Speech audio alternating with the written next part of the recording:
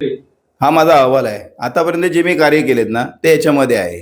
म्हणजे आजच नाही, मी माझ्या आईकडून जे बाळकडू घेतलं, आम्ही फक्त कार्यकर्त्यांनी नुसते झेंडेच घ्यायचे का? आम्ही कामं म्हणजे असं नाही फाउंडेशन पासून.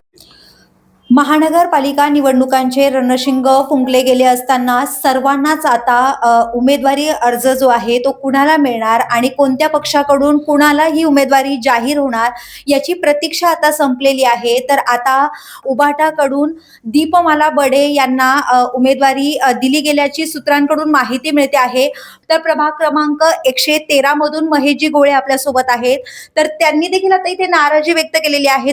प्रथम मी एवढंच सांगेन की जसं आम्हाला काल सकाळी समजलं की आमच्या पक्षाकडून उद्धव बाळासाहेब ठाकरे या गटाकडून शिवसेनेकडून की माजी नगरसेवकांना परत हे पत्र देण्यात आलं. पण विभागामध्ये सगळी नाराजगी व्यक्त झाली. बरेचसे कार्यकर्ते माझ्या ऑफिसच्या इथे, शाखेच्या इथे सगळे येऊन उभे राहिले, दादा आता काय करायचं. मी एवढंच म्हटलं की जे पक्ष ठरवेल त्या हिशोबाने आपण चाललेलो. पण मागे पण असं झालं, महिला वॉर्ड आल्या कारणाने की त्यांना संधी देण्यात आली. नवीन वॉर्ड झाला, त्यांना महिला वॉर्डमुळे देण्यात आले. आम्ही बोललो चला ठीक आहे, पक्षाचा आदेश आहे तो आम्ही पाळत गेलो. विषय हाच आहे की आता आम्ही ओबीसी आहोत, हे मी आमच्या विभाग प्रमुखांना पण सांगितलं. ओबीसी आलं की आम्ही लढणार आहोत. तर ओबीसी पक्षप्रमुख बोलले कोणी इच्छुकता दाखवू शकतो, असं काय नाही, त्या पद्धतीने होऊ शकतं जर पक्षाचा आदेश येईल. त्या पद्धतीने माझं कार्य माझी आई गेली 25-30 वर्षापासून शाखा प्रमुख होती. म्हणजे सुरेश शिंदे दादा, श्याम सावंत त्यांना आमदार वगैरे, त्यापासून बरेचसे आम्ही आमदार नगरसेवक घडवले. आता ही वेळ आमच्याकडे आली सर्वसामान्य कार्यकर्त्यांपर्यंत. मी युवा सेनेचा उपविभाग प्रमुख ह्या पोस्टपासून मला पालक संघटनेत घेण्यात आलं का, तर माझी कारकिर्दी बघून. आणि बरेचसे लोक जे आता तिकीट दिले, एबी फॉर्म दिलाय, त्यांच्यावर नाराज आहेत, कारण त्यांचं कार्य त्या पद्धतीने नाही आहे. आपला आता शिवसेना मनसेची युती झाल्यानंतर सेनेचा महापौर यावा ही जशी सगळ्यांची म्हणजे मराठी माणसाची जी काय बोलतात इच्छा आहे, तशी आमची देखील इच्छा आहे. तर उगाच कुठेतरी यांनी कामं न केलेत हे पब्लिकमध्ये जग जाहीर झालं आहे. तर आता कुठेतरी यांना आम्हाला संधी मिळावी, कारण मी हे म्हणेन, कारण मी ग्राउंड लेवलचं माझ्या आईकडून बाळकडून घेत आलो आहे की कसं कार्य करायचं. माझा बॅकलॉग बघितला तर जग जाहीर आहे की वरतीपर्यंत मी दिलेलं पण आहे.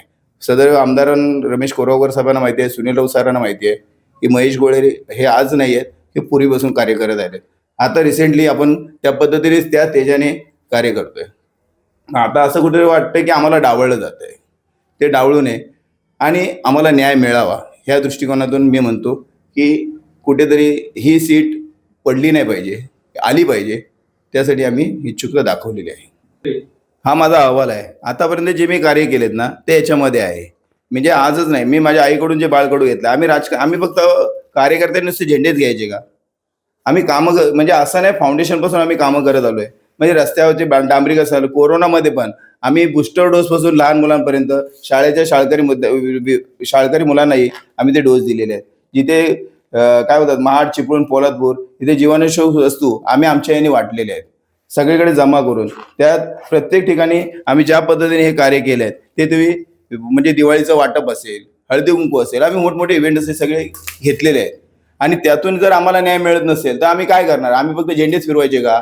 आतापर्यंत आम्ही खूप प्रयत्न केले, पण आणि ही सीट धोक्याची आहे असं आम्हाला वाटतंय, म्हणून आम्हाला ही तळमळ आहे की ही सीट कुठे हलू नये. आणि वरती काहीतरी वेगळेच मेसेज देतात की आम्हीच काहीतरी आहोत. यांचा विषय इथे कुठेच नाहीये. पब्लिकमध्ये व्हेरीफाय करावं. मातोश्रीने आमची हीच दखल घ्यावी, हीच विनंती आहे की आम्हाला कुठे न्याय मिळावा. आम्हाला न्याय मिळावा म्हणजे आमचं स्वार्थ असंच आहे की आतापर्यंत जो टिकलेला जो हा बालेकिल्ला आहे तो अभेद्य राहावा, हीच आमची इच्छा आहे. बाकी आमचं काय म्हणणं नाही. आणि महापौर शिवसेनेचाच येईल, उद्धव साहेब ठाकरे गटांचाच येईल. आणि हा किल्ला जो अभेद्य ठेवण्यासाठी ह्यापुढे मला अपक्ष जर राहायला लागलं तर मी राहणार आहे. कारण का माहिती आहे, ही सीट कुठेतरी धोक्यात जाऊ नये हे असं आम्हाला वाटतं. कारण ही धोक्याची सीट आणि मी ग्राउंड लेवलवर आज ही कार्यकर्ते मी काहीतरी आहे त्या हिशोबाने आज सकाळी आले नाही. जनसमुदाय असंच नाही आलं, त्यामुळे आले. त्यांनी विचारलं, ते बोलले दादा आता काय करायचं. मी बोललो ठीक आहे, जर साहेबांनी नाही ऐकलं तर आपला अपक्ष फॉर्म भरायचा, अपक्ष होऊन जिंकून यायचं आणि परत उद्धव बाळासाहेब ठाकरे गटातच आपण तिथे टिकून राहायचं, हेच एवढंच म्हणेन. आणि जो बाळासाहेबांचा जो वारसा हक्क आम्ही जो घेतलाय त्या प्रेरणेनेच आम्ही चालणार आणि त्या प्रेरणेनेच आम्ही जिंकणार आहे, हे मला पूर्ण 100% खात्री आहे. तर आता महेशजी गोळे यांच्या प्रतिक्रियेनंतर आता जर उभाटा गटाकडून त्यांना उमेदवारी अर्ज मिळाला नाही तर त्यांनी अपक्ष लढण्याची देखील भूमिका घेण्याचं ठरवलेलं आहे.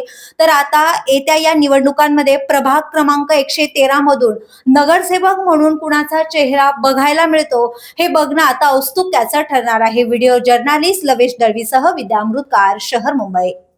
व्हिडिओ आवडला असेल तर लाईक करा, शेअर करा आणि आमच्या चॅनलला सबस्क्राईब करा. बेल आयकॉन दाबायला विसरू नका.